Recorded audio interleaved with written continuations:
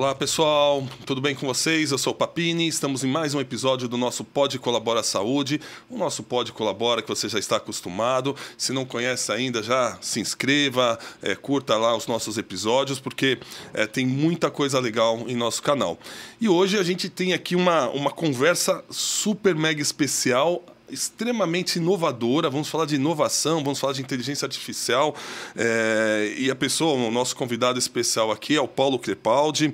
Ele tem 16 anos de atuação como consultor de negócios, ele tem especializado em disrupção digital pela Universidade de Cambridge e também é produtor do podcast Via Oral. Isso é muito legal. O Via Oral, que é para executivos da indústria farmacêutica, ele transita super bem nesse segmento e esteve recentemente no Vale do Silício fazendo um curso, uma imersão em inteligência artificial. Então, rapidamente a gente trouxe ele aqui para conversar com vocês. Então, Paulo, seja muito bem-vindo, muito obrigado pela sua presença. Eu que quero agradecer, obrigado pelo convite, assim, para mim uma honra estar aqui nesse podcast, saber desse projeto também, né? Fiquei conhecendo, vocês me explicaram um pouquinho mais.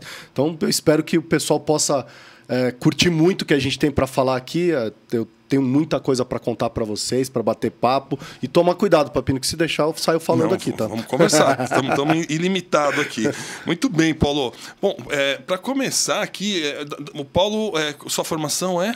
Cara, eu sou médico veterinário, né? Minha história é um conto de falhas, né? Uhum. Então, eu sou médico veterinário, não deu certo, frustrado, que automaticamente trocou a vida dele para buscar e abrir portas em diferentes caminhos.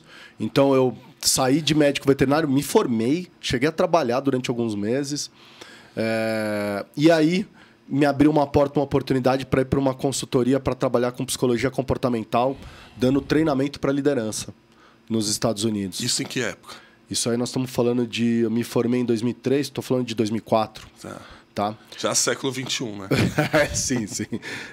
2004. E aí depois, na sequência, eu fui para uma outra consultoria que trabalhava com neurociência. E aí a gente trouxe o primeiro projeto de neurociência aplicada ao marketing na indústria farmacêutica, a gente que trouxe para o Brasil, nessa consultoria na época.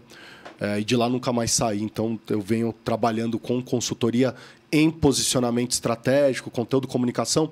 E como você estuda comportamento o tempo inteiro, eu estou falando com médico e paciente todo dia. Seria inevitável a gente não falar de transformações. Né? E aí cai a transformação digital no meu colo. Muito legal. E você transita muito bem na área da saúde e na indústria farmacêutica em especial. Sim. E você falou dois agentes muito importantes que a gente acaba tendo contato aqui no nosso podcast, mesmo no Instituto, que é com o médico e que são os pacientes, sim, principalmente os pacientes. Quando você analisa nesses últimos 10 anos, olhando para esses dois players, né, de mercado, né, o paciente como um todo e os médicos, o que mudou na configuração desses agentes? Pô, cuidado que essa pergunta é longa. Exato, tem mais um episódio para a gente falar. Não, eu vou tentar ser simplista e tentar botar nos dois pontos que eu acho que são os eixos principais, tá? Na parte do médico, você é uma mudança na escala da verticalização de hierarquia. Tá? Então, antes da internet, você tinha uma hierarquia onde o médico estava no topo, detinha todas as informações e o paciente ficava aqui embaixo. Com a chegada da internet, você deita isso, tá todo mundo no mesmo nível. Por quê? Porque a informação circula agora sem hierarquia alguma. Todo mundo tem acesso à informação. Então, essa é a informação já não é mais diferencial, já não é mais poder. A informação é poder, só que ela está democratizada. Perfeito. Né? Por quê? Porque hoje você pode falar, pô, Paulo, mas tem as fake news, tem as notícias falsas. Por isso que a informação ainda é poder. Você ter a informação correta ainda é poder. Mas ela está democratizada. Antigamente não era. Se eu queria ter acesso à informação, era complicado. E isso acontece a mesma coisa para o paciente. Quando você deita isso e verticaliza e dá essa democratização do poder da informação, o que você acaba fazendo? Abrindo um canal que eu chamo da Netflixação da saúde. O que é a Netflixação da saúde? É o paciente e o médico ter o poder de dizer assim, onde eu quero, quando eu quero, no device que eu quero e como eu quero. Perfeito. Então, assim, quando você abre essa coisa do Netflix, da pessoa falar assim, eu vou escolher a minha experiência e a experiência que for melhor, e aqui eu não estou falando se deve ser online ou offline, eu estou falando assim, o poder da escolha da experiência está na mão deles, não mais na nossa. isso muda todo um ecossistema. Então, eu diria para você que esses são os dois impactos Grandes, que a gente tem. E na configuração do médico, eu venho acompanhando isso, e acho que até nós tivemos um evento um tempo atrás falando desse tema, porque hoje a gente tem em torno de 500 mil médicos no Brasil, 550 mil médicos ali ativos, e se projeta 1 milhão de médicos, ou 800, 900 mil médicos em 5, 6 anos, né, com a formação. Com novas faculdades que nós temos no mercado. Isso também gera uma pressão, né, na classe médica em termos até de empregabilidade, em termos de condições, né, para que ele não é mais só exclusivo, né, ele começa a ter também uma grande concorrência dentro das especialidades dele. Isso tem impactado? Você percebe isso? Tem impactado muito. Eu acho que também aí começa a surgir o médico empreendedor. A gente está vendo bastante disso agora. Você tem contato com isso? Então, são médicos que durante o exercício estão lá na graduação, eles começam a se questionar. Será que só tem isso para eu fazer? Né? Será que não tem um outro campo para eu atuar? E você começa a ver médicos realmente empreendedores. Então ele assume não só o papel de clínico, mas ele entende que a vantagem competitiva dele talvez esteja do lado empreendedor também. Então ele começa a apostar em outras coisas dentro do lado clínico dele. Então ele começa a pensar na pré-experiência, na durante experiência, na pós-experiência. Então muita gente deve ter passado aí por consultórios que você fala, caramba, né? Então, tem um menu de café, né? Assim, você tem uma experiência completamente diferenciada. Ou, às vezes, você vai, né? Até você fala, Paulo, mas isso daí só em consultórios de alto custo. Tudo bem, você pode ir em consultórios populares, mais populares, que você vai ter uma experiência interessante de receber uma mensagem perguntando se você vai comparecer ou não comparecer, já querendo reagendar com você de maneira online, se você disser que não. Se você termina a consulta, você já recebe uma mensagem na sequência para você poder avaliar como que foi essa consulta. Serviu para o seu propósito ou não? Isso em consultas populares você já tem. Perfeito. Então você muda todo um ecossistema e cria novos profissionais que agora estão olhando de novo. Que nem você disse, né? Nós temos aí em torno um pouquinho mais de 500 mil hoje cadastrados no Conselho Federal de Medicina, sabendo que a partir de 2024, 2025, a maior parte deles já vão estar abaixo da geração millennial. Exato. Ou seja, nasceram já no mundo digital. Então, para eles, esse mundo já é o mundo que existe. É o mundo que eles conhecem. É o mundo que eles falam assim, eu nasci assim, aprendi a ser assim. É a primeira geração de médico que nasceu jogando videogame. Exatamente. Eu brinco, né? Então, a gente está falando de telemedicina e estamos falando das outras tecnologias que estão chegando. O quanto que a tecnologia está acelerando isso? Né? A gente já vai entrar no capítulo da IA aqui, mas as tecnologias em geral, né? Devices, própria telemedicina, porque... e aí fazer uma pergunta para você, a gente vive uma grande dicotomia, né, que você tem ao mesmo tempo todo esse serviço, essa tecnologia, mas a gente tem ainda uma carência de acesso em determinadas regiões. Como que isso pode ser potencializado? Boa. Eu acho que mais do que a carência, a gente tem um grande problema que a gente precisa corrigir dentro da área da saúde, chama letramento. Acho que o letramento digital hoje está muito deficitário. Eu sou convidado para ir nas aulas de graduação, de pós-graduação das faculdades de medicina, e você não vê um curso lá dentro falando, por exemplo, não tem um médico especialista lá dentro dando um curso de IA, por exemplo, para os médicos. Dando um curso de novos devices para esses médicos. Então você tem esse problema de... E do lado do paciente é a mesma coisa. Você tem um letramento também que você precisa exercer do lado do paciente, né? Então, todo mundo hoje tem um smartwatch no pulso, mas você fala, não, Paulo, mas não o Apple Watch. Não, o Apple Watch é verdade, talvez nem todo mundo. Mas todo mundo tem lá, porque hoje a China te deu a possibilidade de comprar qualquer aparelho chinês num preço muito mais acessível. E qualquer smartphone, a gente sabe que hoje todo brasileiro tem um smartphone, mede passos e mede pelo menos o teu batimento cardíaco. Então, assim, a gente tem muito dado. Agora, nós estamos ensinando as pessoas a usar esse dado a favor da proatividade do que a gente quer, que é não cuidar da doença, mas cuidar da prevenção.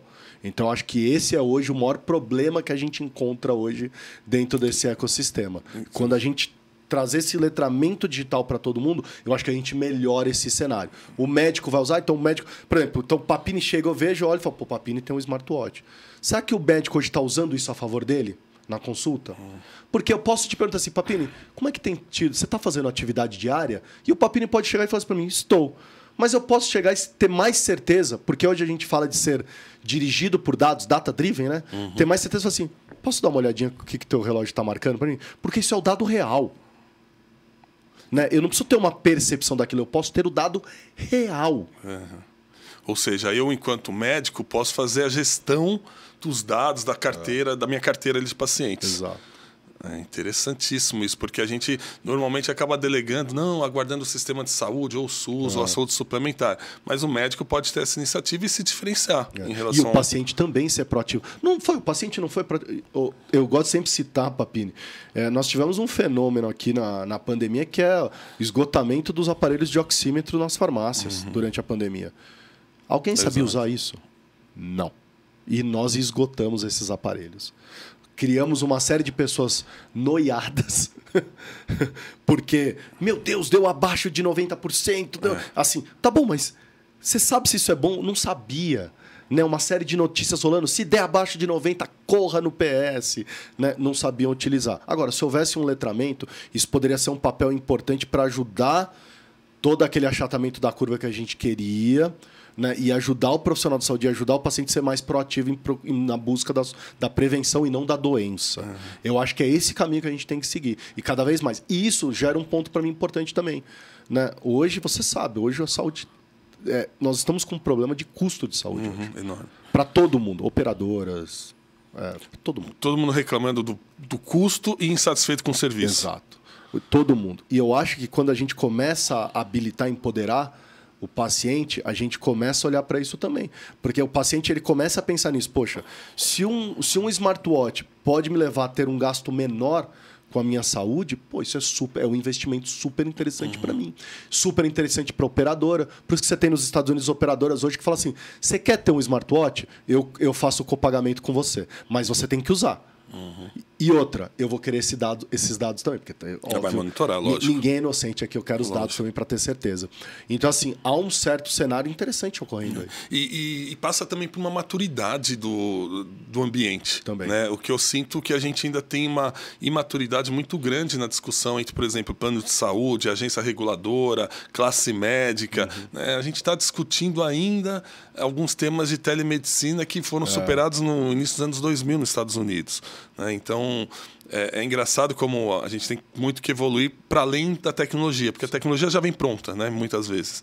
E legal. E o paciente, você percebe pelas suas conversas, né, pelos seus estudos, que o paciente também ele começa a ter um nível de exigência maior por esse caminho? Sem dúvida. Se você olha todos os dados hoje, né? Então eu estava lendo um dado outro dia que o paciente fala assim que acha um absurdo hoje uma clínica não oferecer agendamento de consulta online. Eu não quero ligar na secretária para agendar minha consulta. Eu quero fazer isso aqui, ó. Mandando mensagem rápido, sem me interromper, porque os outros serviços já fazem assim. Né? Qualquer outra coisa que eu quero agendar, eu quero pedir comida, eu peço aqui. Né? Eu quero agendar alguma coisa, eu agendo aqui. E eles começam a exigir isso também do lado da saúde. Ou seja, aquele lance de atrasar a consulta ser fashion não é fashion, não, hein? Nem um pouco. Médicos, por favor, corrijam essa postura, você ainda tem, né? Você ainda possui. Nem um pouco. E isso gera um problema para a classe milênio. Né? Aí, quando você vai entrevistar todos os nativos digitais, eles dizem o seguinte, que esse atraso em consulta fazem eles quererem muito mais a telemedicina.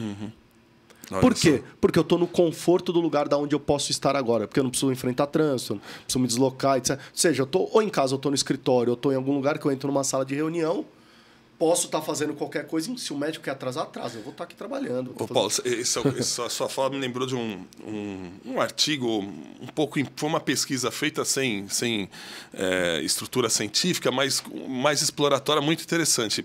No final da pandemia, em telemedicina, pesquisaram com algumas plataformas junto ao paciente se ele se sentia mais confortável fazendo a telemedicina ou numa consulta presencial.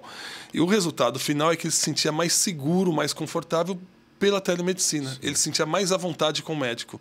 O que todo mundo pensa ao contrário. Né? Porque você está no mesmo nível da tela, né? Então... e no ambiente que você conhece. Exato. Né?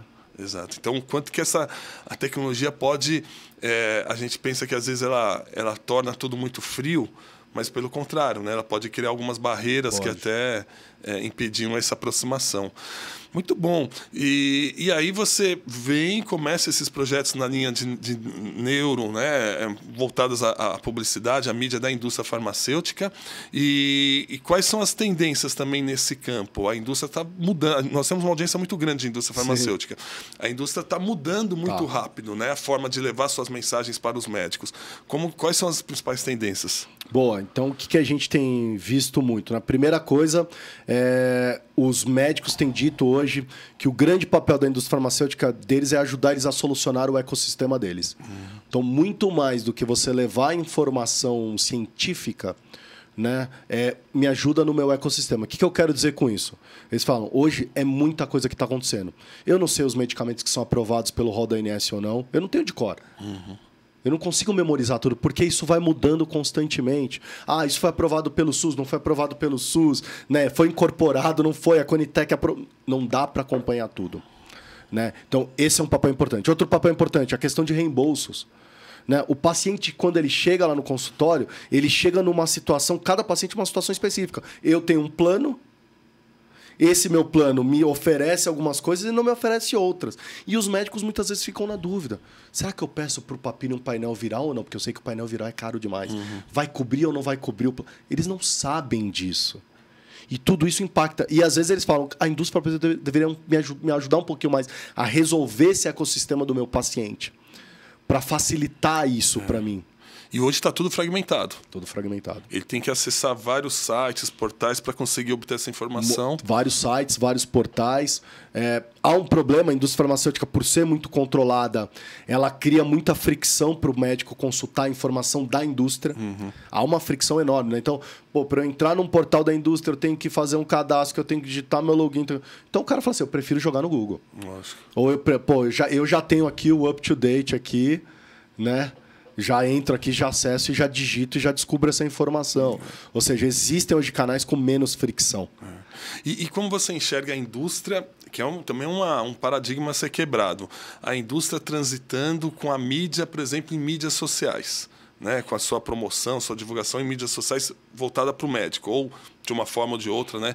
Chegando essa mensagem para o médico, para além do propagandista tradicional. Né? Então, hoje, outro dia eu estava conversando com um presidente de indústria e falou que mais de 60% das prescrições do produto dele vieram de médicos não visitados, que estão transitando via internet, Instagram, lives, etc. Você vê um movimento da indústria ampliando o seu leque de canais de promoção, para além do propagandista? Eu vejo, porque eu acho que o que a pandemia ensinou à indústria é que ela tinha canais. Né? A indústria não conhecia canais, só conhecia um canal só que chamava representante de vendas. E a pandemia obrigou a indústria a olhar outros canais. Por quê? Porque a pandemia falou, esse canal você não vai poder utilizar, que ele não consegue transitar. E aí a gente acha que tem dois fenômenos que hoje eu discuto há anos com a indústria farmacêutica. Um fenômeno é você entender agora que você tem um trabalho multicanal, e aí cada profissional de saúde vai exigir uma experiência diferente. Vai ter profissional de saúde que quer esse canal numa rede social. Vai ter profissional de saúde que não quer. Então, por isso você tem que estar preparado para os dois. Não dá para você escolher um ou o outro. E aí vem um segundo movimento. A discussão sobre se o representante é um canal. Na minha visão, não é um canal. Tá? Porque a partir do momento que ele é um canal, para mim ele é um canal muito caro. Como canal só simplesmente. Um cara que pega a informação que eu construo e distribui para a fonte que quer consultar. Isso para mim é caríssimo, usar um representante para esse fim de canal. Tá? Eu prefiro aí criar um e-mail marketing, disparar para 10 mil médicos de uma vez, ainda segmentados, com informações diferentes, e aí absorver 3, 4% desses 10 mil. E estou satisfeito, é muito mais barato, faço isso muito mais rápido como canal. Então, existe agora essa nova discussão na indústria, que é, tá bom, se o representante não é mais um canal, o que ele passa a ser? Então, eu tenho indagado muito a indústria farmacêutica e os representantes assim, não se portem mais como um canal, porque se você se portar como um canal... Você pode ser substituído. Esse papel não vale a pena mais. Isso é muito legal, porque... assim como toda e qualquer profissão, há sempre as discussões do que o futuro nos reserva, né? Em relação às novas tecnologias, etc. E a gente tem vários colegas representantes das indústrias e tal, e, poxa, o propagandista vai acabar, não vai acabar, e talvez seja esse o novo papel. Eu acho. Esse gestor dos canais, né? No olhar do cliente médico. E aí você cria um problema, né, Papini? Porque quando você tira o representante do canal e você começa a falar de ser gestor, você vê como ele começa a se aproximar do marketing? Isso. Ele começa a colar aqui no marketing. E aí gera uma próxima dúvida para a indústria farmacêutica e para os executivos que estão na indústria, os presidentes e diretores. E aí? Os presidentes e diretores que são da geração analógica. Muitas vezes cresceram ali no analógico. E aí? Se ele se aproxima do marketing, qual que é o papel de cada um? Isso. Então, eu acho que essa é a dificuldade que a indústria está se encontrando, tá? Por isso que você vê, a indústria demitiu tanto. Porque eles estão nessa tremenda briga entre entender o papel não mais de canal da força de vendas e entender o papel do marketing, como que isso está se aproximando cada vez mais. Marketing e vendas não como uma área estanque, mas como uma área que se complementam para uma jornada para o cliente. Porque ali. A gente sabe, o que a indústria farmacêutica construiu com muito sucesso, esses silos que a gente criou, área médica, marketing, venda, compliance, não funciona mais no mundo hoje. Tá? A informação hoje tem que ser da organização. Antigamente a informação estava muito na mão do pessoal de vendas. Você fala assim, eu quero conhecer o meu profissional médico. Para onde eu vou? Vai falar com o cara, com o representante. Né? Ele que tem essa visão. Né? Aí você ia com o marketing tinha um outro lado de visão, que é o lado das pesquisas. Eu fiz uma pesquisa quali, uma quant aqui, eu enxergo o médico dessa maneira. Então você tinha o representante enxergando de uma maneira, o marketing de outra, a área médica de outra, só que eles não se conversavam para criar uma visão holística. Né? Hoje o que eu estou dizendo essa informação tem que ser da organização. Quando a gente capta o dado, esse dado tem que vir para dentro da organização, esse dado tem que ser juntado e todo mundo tem que ter a mesma visão. Muito legal, muito legal. Tá aí a dica para 2024, né, os nossos líderes da indústria. Mas eu acho que tem muita gente pensando, de fato, essa próxima onda e vai potencializar, né? Porque, ao mesmo tempo, a gente falou de 700 mil, 800 mil médicos, então eu preciso ter novas formas de chegar, né? Mas tem que ter liderança desses meios, né? Desses caminhos, dessas novas formas. Muito bom, Paulo. Bom, vamos entrar nesse capítulo que está aí, né? A coisa bombando, que é o tema da inteligência artificial. Sim. Então, ChatGPT, lá para agosto, junho, agosto, que a coisa deu vai fazer um ano aí, basicamente. Né? Isso. E aí começou a corrida ao ouro, né? Você recentemente esteve no Vale do Silício. Conta para nós como que foi essa experiência, quanto tempo você passou por lá. Legal. Bom, foram uma semana no Vale do Silício, fazendo uma imersão, hackeando e conhecendo e assistindo professores de Stanford, indo visitar as empresas e conversando com os executivos de lá, porque eu percebi que eu precisava entender esse mundo de inteligência artificial, porque ele estava batendo na porta e eu falei, Paulo, preciso compreender o que está acontecendo e mais, a partir dessa construção, entender o que está acontecendo, poder começar a estudar um pouquinho o que está acontecendo para o lado da saúde, que é o nosso, é o nosso meio. E lá tem uma coisa muito interessante que está acontecendo. Primeiro uma guerra entre as Big Techs na questão de IA. Então, assim, todo mundo, você vai visitar uma empresa, cuidado com o que você vai tirar foto, cuidado com o que você vai escrever. Assim, há uma preocupação delas com o que elas estão te mostrando e com o que você está fazendo, anotando. Tá? Por quê? Porque elas... Quase com um segredo industrial ali. É o que está sendo vivido hoje. Tá? Um segredo industrial entre delas. E aí há uma segunda que precisamos ganhar da China.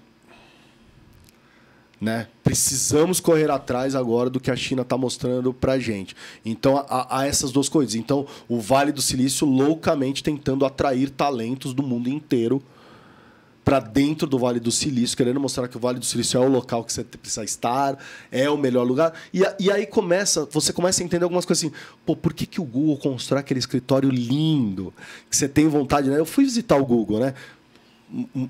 Um lugar de pet place genial para você deixar o teu cachorro, lavanderia de graça, almoço, lanche, jantar de graça em refeitórios com mais de 6 tipos de refeições diferentes, né? Então assim, você olha, para morar dentro do Google. Você fala, Primeiro, uma é, óbvio, para aumentar a tua produtividade, para você não querer sair de lá, obviamente, não precisar sair de lá. Mas segundo, para você atrair também pessoas. Né? Porque quando você entra, você fica encantado com aquilo. Fala, nunca vi uma empresa com uma estrutura dessa. Então, isso também acaba atraindo talentos lá para dentro. Né? Então, assim, há também esse quesito. Tanto que uma das coisas que a Google fala é... Eles lançaram um paper, acho que em 2002, que era um paper discutindo um pouquinho sobre essa questão de inteligência, machine learning. E esse paper foi o que deu a revolução no mundo para a inteligência artificial generativa que a gente conhece. E a Google hoje fala que se arrepende de ter colocado esse paper no ar. Porque todo mundo saiu na frente da Google e a Google ficou para trás. Né? E o IA da Google é o Bard, né? Que hoje não é o líder. Não é o líder, né? Hoje a gente tem a OpenAI liderando isso. Junto com a Microsoft. Que fez essa parceria. Assim, a Microsoft enxergou... Tanto que se você se pergunta qual que é a empresa hoje que está saindo na frente, a pessoa fala Microsoft. Que a Microsoft fez rapidamente uma parceria com a OpenAI. A analogia, Paulo, me corrija se eu falar bobeira aqui. Hoje a gente vai trabalhar, abre o computador, abre o seu e-mail, né, Office, o seu WhatsApp aqui no Brasil, que é tão usado, e vamos abrir a nossa IA junto. Né? Vai ser uma ferramenta de trabalho diária. O nome da Microsoft é genial, Copilot. É um copiloto. Isso. Tá? A IA tem esse sentido de ser o copiloto do ser humano. Tá? Para tudo. Já é hoje, né? Assim, eu brinco, para mim, a IA é omnipresente hoje, né? Então, se você abre o Waze, tem IA. Isso. Se você usa o Spotify, tem IA. Tudo que você usa hoje já tem inteligência artificial nela. Né? A gente já está vivendo nesse mundo da inteligência artificial há muito tempo. Né? Mas de uma forma mais passiva, entre aspas. É que eu acho que a interface não tinha chego para o usuário final. E o que o ChatGPT foi é mostrar uma interface que eu consigo usar, que é a interface chamada low code, no code. Né? Você não necessitar de codificação, que agora a grande discussão lá no Vale do Silício também é: será que eu preciso aprender a programar? A necessidade de se programar e aprender uma linguagem a mais, porque a inteligência artificial já está fazendo isso por mim. Então, assim, há uma frente low code, no code agora, que é o que trouxe para nós, usuários, uma interface que fala, qualquer um pode usar. E esse qualquer um é interessante, porque outro dia eu fiz também um curso recente no IA, fui buscar, e um instrutor, ele teve ele teve uma sacada muito boa. Ele falou assim, que a IA é aquele amigo que sabe tudo. Né? Tu não tem um amigo que qualquer assunto você pergunta da guerra da Ucrânia até... mas às vezes fala bobeira. Sim, né? Sim. Porque então a gente vai ter que saber filtrar também. Então qualquer um sabe usar, desde que saiba fazer as perguntas corretas, saiba contextualizar, que vem para um outro desafio básico, que é a educação, o tal do letramento que você comentou. Né? Voltamos para o tema da educação. E aí, olha que legal, Papi, nesse assunto, porque aí gera um problema. Primeiro, a IA não pode ser um ponto decisivo nas suas tomadas de decisão. Perfeito. Então, assim, isso a gente tem que entender, ela não está pronta para isso. O pensamento crítico continua sendo uma competência do ser humano. Do ser humano, sem dúvida nenhuma. Ela vai te ajudar a te mostrar um caminho, mas você não pode tomar como base aquilo. Você precisa checar aquele fato. Tá? Aí vem essa segunda parte. Você precisa aprender também a questioná-la. Porque você precisa entender que ela não é um ser humano, ela é um robô. Muitas pessoas confundem isso. Elas tratam... Eu vejo prompts na inteligência artificial que é como se você estivesse falando com um ser humano. O cara manda um abraço no final, né? Um abraço, obrigado. Então, assim, você tem que também entender isso, que o teu prompt precisa ter uma regra de prompt. Precisa ter um contexto, precisa ter o racional e precisa ter o objetivo que você quer dela. Explica para a turma o que é o prompt. Boa. O prompt é aquela mensagem que você escreve lá quando você está digitando, ou seja, é o teu pedido para a inteligência artificial. Então, assim, você vai pedir para... Me explique sobre a guerra da Ucrânia. Isso é chamado um prompt. Perfeito. Tá? Só que aí existe uma regra hoje. Não só o pedido, mas você tem que pedir como você quer isso. Me explique sobre a guerra da Ucrânia. Esse é o contexto. De maneira objetiva. Esse é como você quer que ela te dê a resposta. Que não contenha mais do que 2 parágrafos. Como que você quer que ela te entregue. Ou seja, existe todo um jeito de se pedir para ela te entregar da melhor maneira possível para você. Que seja fácil de alunos do 5º ano entenderem. Aí ela vai transformar a linguagem. né, para pessoas do 5º ano. Ou seja, existe uma série de coisas que você precisa aprender.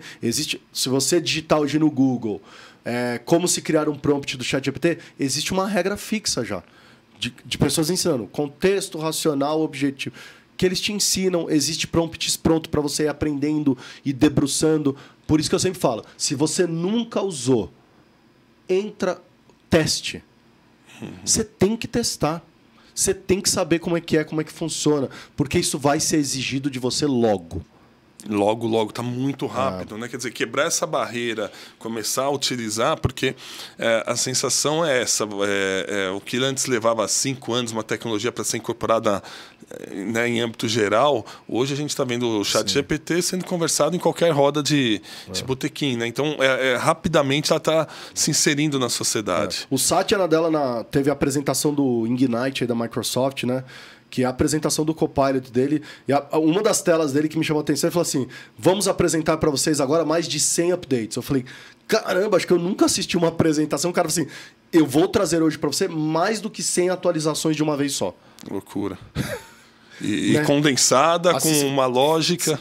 Caramba, não há ser humano que consegue entender mais do que 100 atualizações. Mas, Paulo, outro dia, nessa linha... Nada mais é do que fazermos as perguntas certas. Sim. Que é um conceito de metodologia científica, né? Total. Quer dizer, você fazer a pergunta, criar as hipóteses e validar essas hipóteses. Aí entra o teu pensamento crítico, teu senso crítico. Aí a gente volta para as escolas, né? Voltamos para as escolas. Então assim, mas meu filho vai usar o ChatGPT para construir o trabalho. Que use. Só que é hora dos professores não analisarem mais a resposta do trabalho. É analisar as perguntas que esse aluno fez para chegar nessa conclusão. Perfeito. Agora, me traga os prompts que você utilizou para chegar nesse texto aqui que não foi você que construiu, foi a IA. Uhum. Eu quero saber como que você chegou nessa daqui. Qual a lógica? Outra, se você também questionou certo para saber assim, eu continuei fazendo questões para ter certeza de que essa era a informação correta. Uhum. Né? Porque é importante depois. Ela vai te dar uma resposta, você vai aceitar daquele jeito? A gente também está começando a questionar os alunos disso. Você não pode aceitar uma resposta pela uma resposta apenas. Perfeito. Né? Então, assim, esse agora é a troca que a gente vai ter. E é legal, e trazendo isso para o tema da saúde, como conversam, né? Educação e uma boa saúde. Porque no início da sua fala aqui do Pode Colabora, você falou da questão do letramento para a tecnologia, né? Que passa também para você ter uma boa formação que te permita ter esse senso crítico, fazer as perguntas certas. E você acha que isso... Olhando para governo, olhando para setores públicos, a gente já tem algo nesse sentido sendo discutido? Você acompanha um pouco esse movimento? Acompanha, tem bastante coisa. O governo está discutindo regulamentação, uso de IA. No judiciário agora, eles contrataram agora as Big Techs para criar ferramentas de IA pro judiciário, porque tem muito conteúdo para auxiliar o processo. Na saúde, a gente está vendo muito a utilização da inteligência artificial, principalmente para interoperabilidade, que é um dos grandes problemas da indústria da saúde. O que é interoperabilidade, Paulo? Conta para nós. Basicamente, é a falta de comunicação entre sistemas. Sabe aquele... Um não conversa com o outro. Exato. Quer dizer, o exame que eu fiz um mês atrás, um outro médico pediu o mesmo exame e eu não precisaria fazer se tivesse isso... num local único, né? Você não consegue puxar um sistema de um hospital e levar para o outro de maneira... Assim, eles não leem. Né? Se eu frequento um hospital, depois frequento outro, ele não sabe que eu fiz aquele exame. Perfeito. Né? Deveria saber. Se você tem Então, se você vai consultar, por exemplo, com um médico endócrino e no dia anterior... Você foi um mês atrás num clínico, eles não leem essas informações. Né? Você sabe que no nosso Instituto no Colabora Saúde, a tese passa por aí, que é a questão de como a gente, por meio da economia circular, colaborativa, você consegue salvar recursos. Né? E ao salvar recursos, você consegue disponibilizar para mais pessoas. Esse é um tema que, como a informação, né, a consolidação, a tecnologia, permite você salvar recursos. Você não precisa repetir o exame. Né? Então, assim, é interessante porque os temas vão se complementando. Até no teu caso, na questão da dispensação de medicação, que tem uma interoperabilidade predominante ali, né? a Secretaria de Saúde não sabe daquela informação, o paciente não sabe que... Né, às vezes a Secretaria não sabe, o paciente já faleceu, não foi retirar a medicação, o que eu vou fazer com aquilo? Ela não consegue passar para o próximo, ela não consegue reajustar a logística dela para passar para um próximo que esteja, ou adiantar alguém na fila. Existe uma série de problemas na interoperabilidade. Então a inteligência artificial vem na saúde para ajudar muito nesse quesito, porque ela consegue ler esse tanto de big data que a gente ouviu, né, que é enorme quantidade de dados, essa enorme quantidade de dados que um ser humano é incapaz de conseguir administrar. A inteligência artificial consegue. E a gente tem que usar a inteligência artificial para isso. Coisas que, para nós, seres humanos, é uma coisa que não cabe à nossa competência. Né? Deixa a inteligência artificial fazer o papel dela de robô. E a gente fica com o nosso papel de ser humano. Perfeito.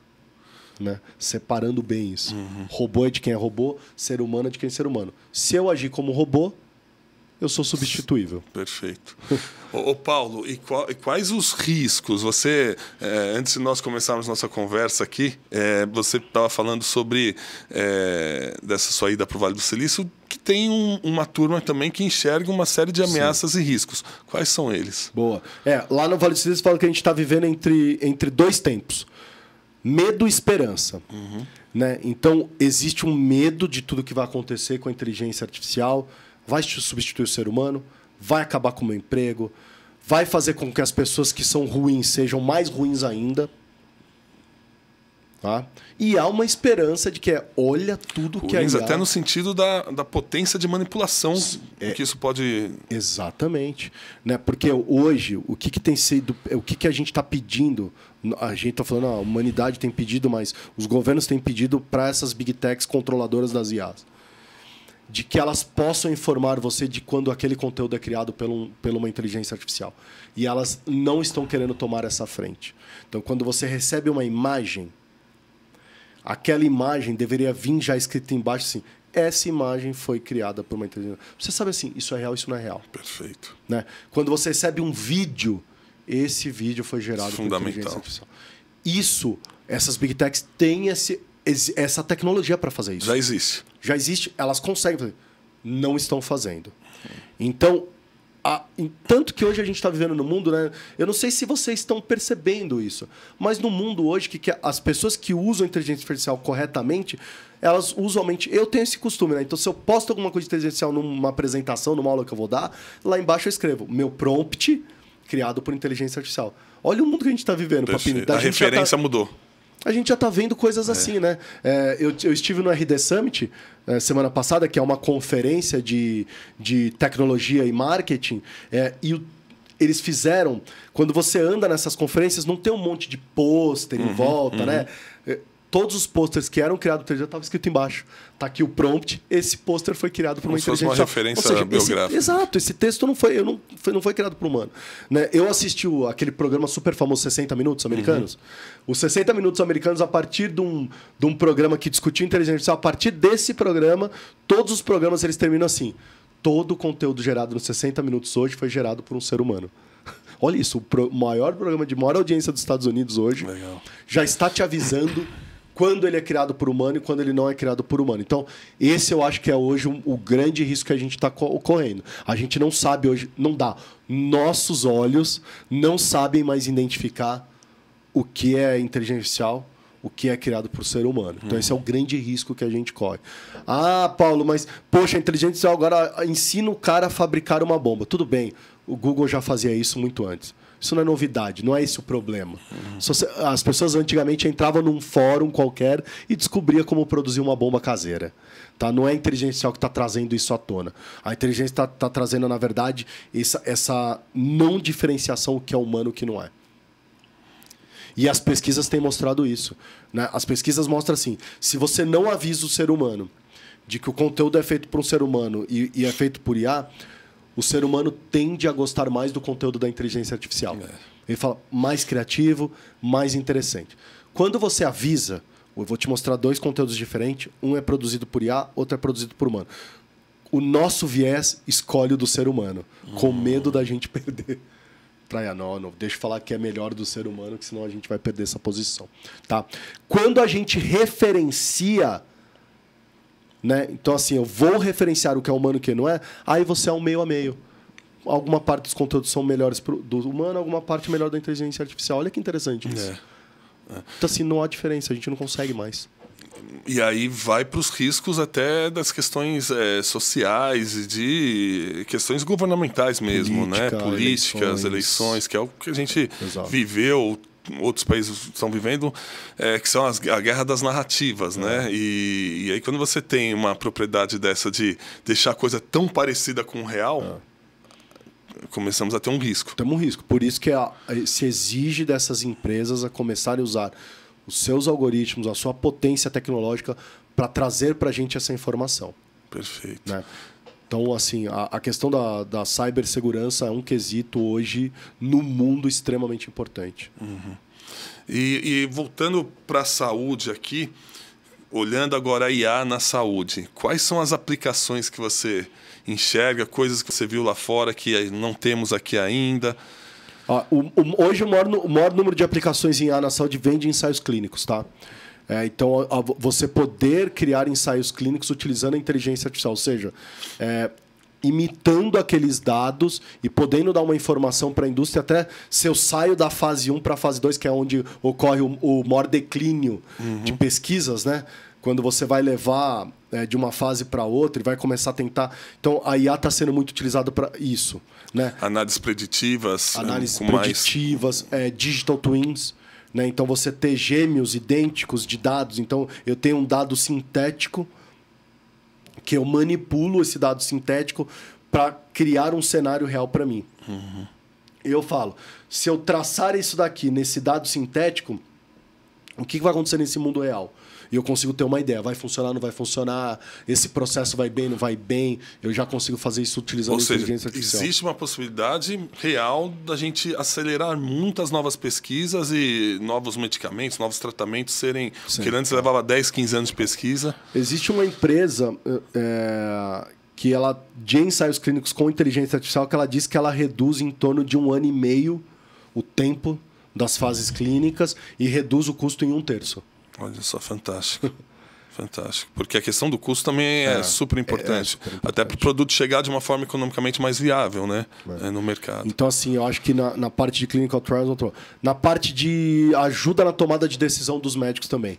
É outra coisa que a inteligência artificial vai ser muito utilizada. Então, a inteligência artificial pode analisar os dados e trazer um dado real para o médico e dizer assim, olha, os dados mostram que para esse tipo de caso... essa aqui é o limiar. E aí o médico vai tomar uma decisão baseada na experiência dele, se ele vai seguir aquilo ou não. De novo, não é o decisor final, mas vai te guiar a tomar uma decisão baseada em dados, não mais eu acho que é isso que a gente tem que botar na nossa cabeça. Que a gente tira o empírico, né? Essa questão da percepção pro dado real. E dado real, né? E num N praticamente... totalitário quase, gigantesco, né? Não uma amostra pequena. Exato. Então, esse é um outro... ajudar também na tomada de decisões de médicos. E aí tem a utilização da inteligência artificial para uma série de outras coisas, para ajudar o médico a fazer consultas, pesquisas clínicas. Diagnóstico, né? De imagem. Diagnóstico de imagem. Hoje, se você olha o maior número de devices... com inteligência artificial e machine learning estão aprovados na área de radiologia. Né? Talvez tenha sido a especialidade que mais tenha sofrido aí com... tido ganhos com inteligência artificial assim, mais absurdos. Né? Então, assim, a análise de imagem. Então, tem uma série de coisas que a IA vai trazer pra gente. Muito bom. Que a gente vai descobrir. A perspectiva é boa. Boa, muito boa. Legal. Nas mãos de quem usar eticamente, sempre. E conseguir ampliar acesso, né? Porque também não adianta a gente pensar nisso e ele fica restrito para quem usa o Einstein ou o Sírio, né? A gente tem que levar para... E terminar os viés, né? Uma outra preocupação do uso da inteligência artificial. Né? Porque se ela é construída por pessoas, ela vai ter viés. Então, uma outra preocupação da inteligência artificial na medicina, na saúde, é eliminar os vieses. Perfeito. Né? Essa inteligência artificial tem que saber olhar, por exemplo, uma população brasileira que tem diferentes raças, culturas, né? E às vezes ela foi construída pelo Paulo, que vive numa bolha de São Paulo, né, de uma determinada cultura e eu fui lá e criei quis padronizar para todo mundo. Exato, quis padronizar para todo mundo, vai funcionar. Isso é super importante, essa adequação, né, às características sociais aí de cada povo. Muito bom, Paulo. Olha, papo bom, passa muito rápido. A gente já vai para quase 1h e 45 minutos. E quero te agradecer muito a sua presença. Você falou, Papi, vamos precisar de mais tempo. Já está agendado. A gente está agora no final do nosso primeiro temporada, mas já vamos programar na segunda temporada você estar aqui conosco, até porque em 6 meses tudo isso vai estar muito evoluído, né? E eu quero que você conte aqui para nossa audiência essas novidades. E para encerrar, Paulo, a gente sempre faz uma pergunta simples, né? Muito mais simples do que explicar o IA.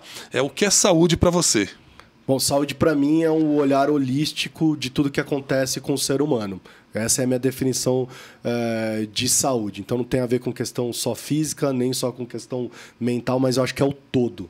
Então quem souber olhar o todo, o holístico, daquele ser humano, de tudo que está acontecendo, e aí eu estou falando onde ele vive, os determinantes sociais, tudo. Eu acho que saúde engloba tudo. Está na essência do ser humano. Está na essência do ser humano. Muito bom, Paulo. Obrigado pela sua presença. Espero que você tenha gostado. Eu que agradeço. Já marcado para 2024 você está aqui conosco. Bora. Obrigado, Papini. Parabéns pelo projeto. Obrigado a vocês que nos acompanharam, nos ouviram até agora.